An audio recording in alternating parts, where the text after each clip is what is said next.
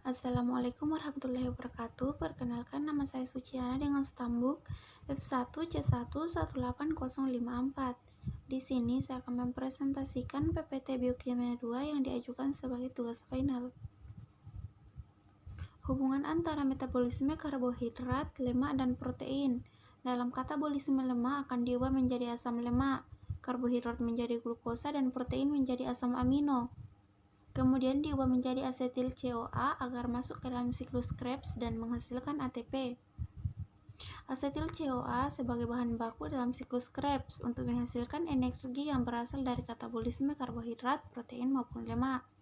Titik temu dari berbagai metabolisme ini berguna untuk saling menggantikan dalam sel. Hasil katabolisme ini juga bermanfaat untuk menghasilkan senyawa lain, yaitu dapat membentuk ATP, hormon komponen hemoglobin, atau komponen sel lainnya. Ini adalah gambar dari hubungan antara metabolisme karbohidrat, lemak, dan protein. Fungsi mengonsumsi protein bagi tubuh. Yang pertama, perbaikan dan perawatan.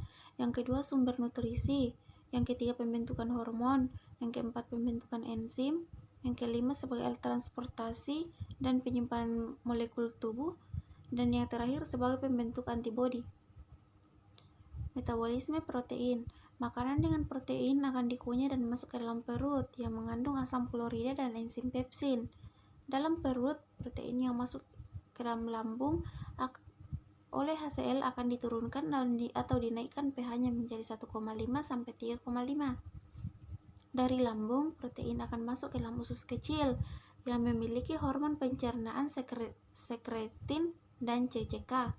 Asam klorida dari lambung menyebabkan makanan bersifat asam. Protein yang terkandung dalam makanan nantinya akan diubah oleh enzim protease menjadi bentuk yang lebih kecil, yaitu asam amino. Enzim pepsin sebagai salah satu enzim protease yang utama yang juga mengubah protein menjadi ukuran yang lebih kecil lagi yang disebut dengan peptida. Ini merupakan gambar dari metabolisme protein. Proses metabolisme asam amino. Yang pertama, proses transminasi. Proses transminasi merupakan proses katabolisme yang melibatkan proses pemindahan gugus amino satu dengan amino yang lain. Proses deaminasi. Deaminasi merupakan proses kimiawi pada metabolisme asam amino dengan tujuan melepaskan gugus amino yang berasal dari senyawa asam amino. Deaminasi oksidatif. Deaminasi ini terjadi pada saat malam hari ketika tidur dan tempat terjadinya terdapat di hati. Deaminasi non-oksidatif. Deaminasi non-oksidatif adalah proses perubahan serin menjadi asam piruvat yang dihasilkan dari proses katalis dengan bantuan serin dehidratase. Replikasi DNA. Replikasi DNA merupakan suatu proses penggandaan pada rantai double helix DNA yang masing-masing untaian DNA-nya bekerja sebagai template untuk untaian komplement terbaru. Replikasi terjadi di nukleus atau inti sel dan terjadi sebelum sel melakukan pembelahan. Replikasi DNA terjadi secara semi-konservatif, yaitu rantai ganda DNA akan terpisah dan masing-masing rantai indukan akan menjadi cetakan untuk rantai baru, sehingga DNA hasil replikasi masing-masing memiliki rantai induk dan rantai anak.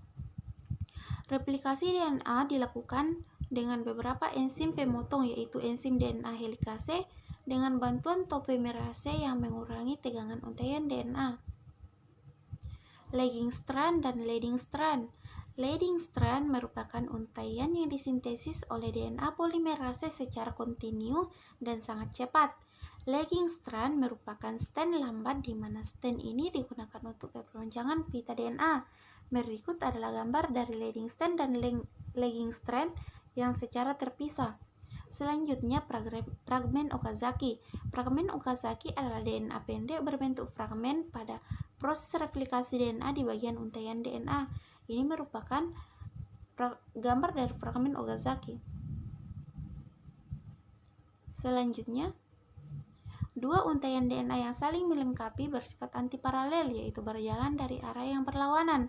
Satu untai DNA berjalan dari arah 5 ke 3 dan sedangkan untai yang lainnya berjalan dari arah 3 ke 5. Dapat dilihat pada gambar.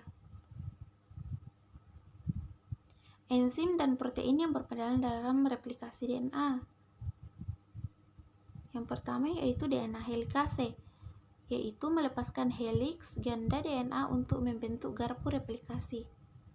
Selanjutnya topoimerase, yaitu membantu meregangkan rantai DNA saat akan dibuka oleh DNA helikase.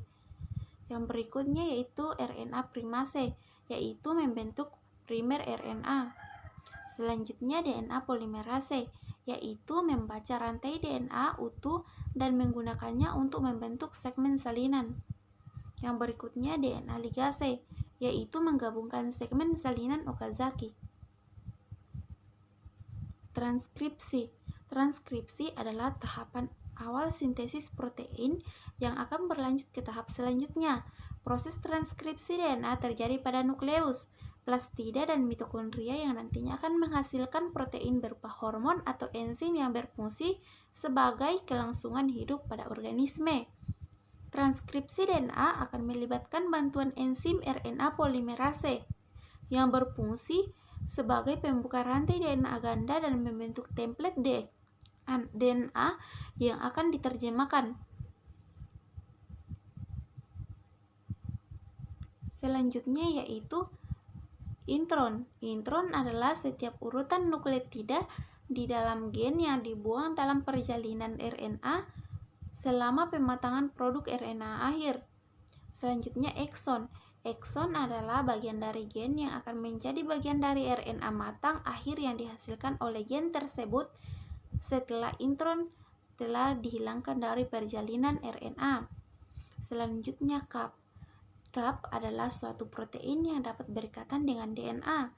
Selanjutnya yaitu ekor poli A adalah rantai panjang nukleotida adenin yang ditambahkan ke molekul mRNA selama pemrosesan RNA untuk meningkatkan stabilitas molekul. Translasi.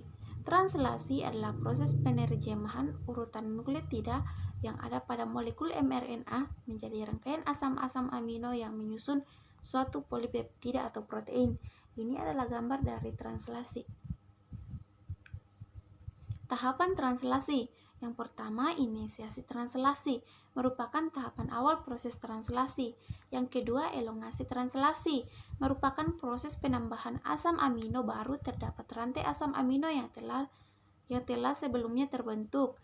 Yang terakhir yaitu terminasi atau akhir dari translasi.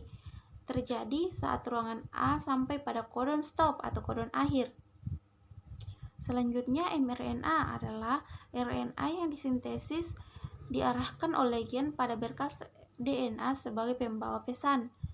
Yang selanjutnya yaitu tRNA adalah molekul yang menginterpretasikan pesan genetik berupa serangkaian kodon di sepanjang molekul mRNA dengan cara mentransfer asam-asam amino ke ribosom dalam proses translasi. Ini merupakan gambar dari tRNA. Selanjutnya rRNA adalah molekul utama penyusun ribosom dan merupakan RNA yang membungkus ribosom. Ini merupakan gambar dari rRNA. Sekian dan terima kasih. Wassalamualaikum warahmatullahi wabarakatuh.